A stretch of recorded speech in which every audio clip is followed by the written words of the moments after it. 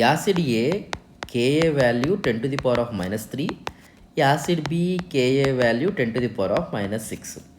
Most student answer if I ask that which one is the stronger, but they will completely fail when the question comes in a pKa form. Let's see if you can solve the 3 exam level question in the 20 seconds. Watch the video till end. So here you have to remember the one thing, the question related to the Ka and pKa. Higher the Ka, the particular acid will be like a stronger acid.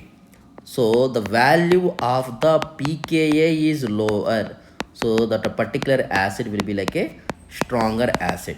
So for example, they will give the questions like this based upon the Ka based questions. So for example, Ha, Hb, Hc are acid. So when they are giving the Ka values, they are giving 10 to the power of minus 3, 10 to the power of minus 5, 10 to the power of minus 7. They are asking which one is the higher Ka.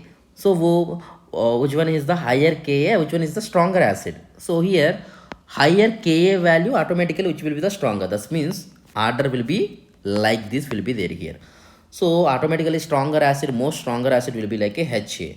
So based upon the pKa value, if you see here, Ha, Hb and the Hc, pKa value they will give like this 2, 5, 7. So pKa should be low. Lower pKa stronger acid.